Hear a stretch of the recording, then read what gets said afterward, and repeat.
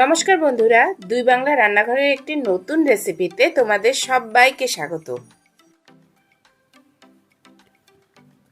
আজকে তোমাদের জন্য নিয়ে এসেছি একটা নতুন ধরনের রেসিপি, যেটা তোমরা বাড়িতে খুব সহজেই বানিয়ে ফেলতে পারো, তাও আবার কিচেনের ফেলে দেওয়া উপকরণ দিয়ে। তাহলে চলো আর দেরি না করে চট করে বানিয়ে নেই এই ঝটপট স্ন্যাক্স।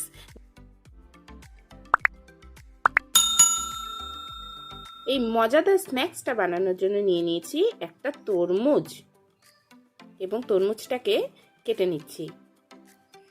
হ্যাঁ, আজকে তরমুজ দিয়ে তৈরি হবে আমাদের মজাদার স্ন্যাক্স, তবে তরমুজের শাঁসটা দিয়ে নয়, তৈরি হবে তরমুজের খোসাটা দিয়ে। সে কারণে তরমুজের শাঁস থেকে খোসাটাকে আলাদা করে নিচ্ছি। বন্ধুরা, আমরা প্রত্যেকেই জানি তরমুজে রয়েছে প্রচুর পরিমাণে জল, ভিটামিন, মিনারেলস, ভিটামিন সি এবং খনিজ লবণ, এবং তরমুজের খোসাতেও সেই সবকটি পুষ্টিগুণ বর্তমান। তাই আর ফেলে দেওয়া কেন, তরমুজের খোসাটাকেও কাজে লাগিয়ে আমরা বানিয়ে নেব এই মজাদার স্ন্যাক্স রেসিপিটি।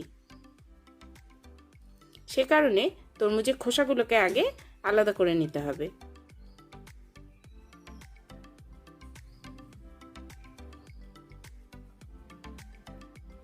এখানে তরমুজের খোসাগুলোকে আলাদা করে নিয়েছি।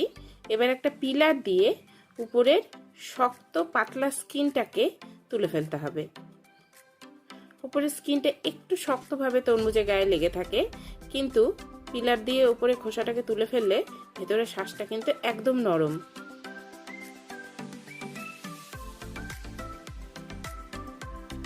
এইভাবে খুব সহজেই চট করে উপরের খোসাটাকে তুলে ফেলতে হবে।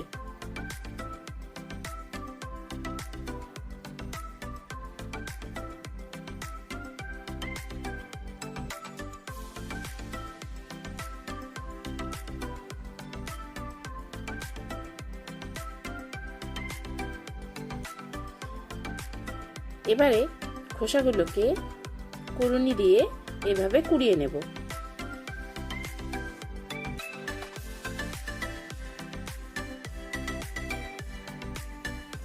এই কাজটা একটু সাবধানে করতে হবে, কারণ হাত থেকে ছিটকে চলে গেলে কিন্তু হাতটা কেটে যাবে। সেই কারণে একটু সাবধানে এই কাজটা করতে হবে।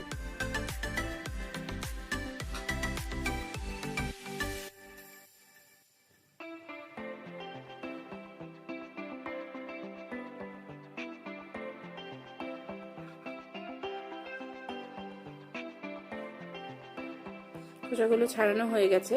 এবার তরমুজে যেহেতু 90% জল থাকে, সেহেতু খোসাগুলোকে চিপলে ভেতর থেকে এর রসগুলো পুরো বেরিয়ে আসবে, এবং এভাবে চিপে জলগুলো বের করে নিতে হবে।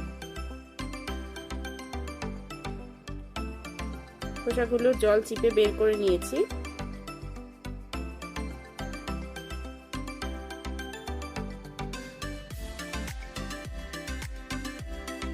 এবারে এই খোসাগুলোর মধ্যে দিয়ে দেব নুন,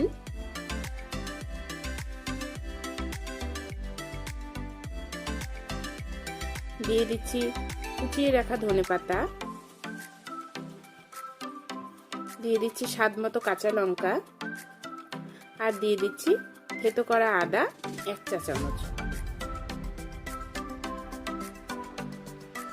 এবারে ভালোভাবে মেখে নেব। হাত দিয়ে খুব ভালো করে চটকে চটকে মেখে নিতে হবে।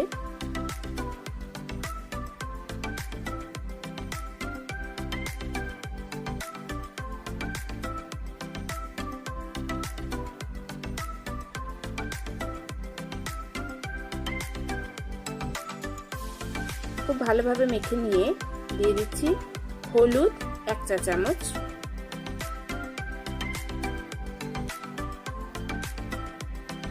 দিয়ে দিচ্ছি পরিমাণ মতো ময়দা, তার সাথে দিচ্ছি পরিমাণ মতো কর্নফ্লাওয়ার,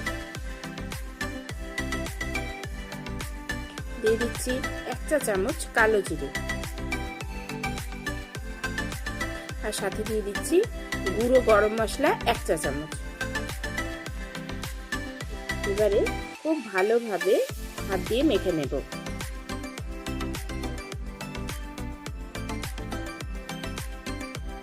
এবারে দিয়ে দেব আরও একটু কর্নফ্লাওয়ার। কর্নফ্লাওয়ারটা এখানে সম্পূর্ণই বাইন্ডিংয়ের কাজ করবে। এখানে ময়দা এবং কর্নফ্লাওয়ারের পরিমাণটা নির্দিষ্ট করে বলছি না, কারণ কে কতটা খোসা নেবে তার উপরেই ময়দা এবং কর্নফ্লাওয়ারের পরিমাণটা নির্ভর করবে। যতক্ষণ পর্যন্ত হাত দিয়ে এভাবে বড়া তৈরি করতে পারবে এবং ভেঙে না যাবে ততক্ষণ পর্যন্ত একটু একটু করে ময়দা আর কর্নফ্লাওয়ার দিয়ে ব্যাটারটাকে মাখতে হবে। এবারে কড়াইয়ে সাদা তেল গরম করে একে একে বড়াগুলোকে তেলে ছেড়ে দেব। বড়া বা সিঙ্গারা বা পকোড়া যে কোনো জিনিস ডিপ ফ্রাই করার সময় কখনোই কিন্তু হাই টেম্পারেচারে তেলটাকে রেখে সেগুলোকে ছাড়তে হয় না। তাহলে কি হয়, চট করে তার বাইরেটা ভাজা হয়ে যায় কিন্তু ভেতরটা কিন্তু কাঁচাই থাকে। সে কারণে যে কোনো জিনিস বড়া, পকোড়া বা সিঙ্গারা কোনো কিছু ডিপ ফ্রাই করার সময় তেলটাকে গরম করে নিয়ে তারপরে গ্যাসের ফ্লেম লো করে, মানে তেলটার টেম্পারেচারটা একটু কমিয়ে নিয়ে তারপর সেগুলোকে তেলের মধ্যে ছাড়লে খুব ভালোভাবে সেদ্ধ হয় এবং খুব ভালোভাবে ক্রিস্পি হয়ে ভাজা হয়। এই টিপটা সম্পূর্ণ আমার নতুন রাঁধুনিদের জন্য, যারা অভিজ্ঞতা সম্পন্ন, যারা অনেক দিন ধরে রান্নার কাজে নিযুক্ত আছো তাদের অবশ্যই কোনো টিপের দরকার পড়ে না। কিন্তু যারা নতুন রাঁধুনিরা আমার চ্যানেল দেখছো, আমার সাবস্ক্রাইবার এবং আমার ভিউয়ার, তাদের জন্য এই টিপটা নিশ্চয়ই কাজে লাগবে আশা করি।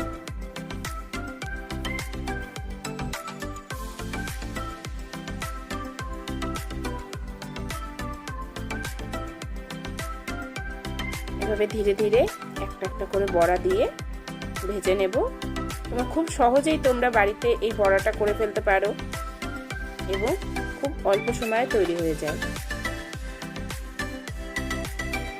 তাহলে ভিউয়ার্স, আমার রান্না যদি তোমাদের ভালো লেগে থাকে তাহলে অবশ্যই অবশ্যই সাবস্ক্রাইব করো দুই বাংলা রান্নাঘর এবং লাইক, কমেন্ট, শেয়ার করতে কিন্তু একদম ভুলো না।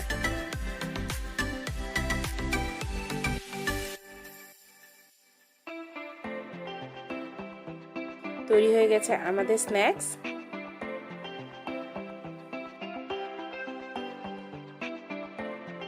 খুব সহজেই বাড়িতে তৈরি করে ফেলো এবং কেমন হলো কমেন্ট সেকশনে জানাতে কিন্তু ভুলো না। তাহলে আজকে রান্না এই পর্যন্তই, আবার হাজির হব অন্য কোনো রেসিপি নিয়ে খুব তাড়াতাড়ি।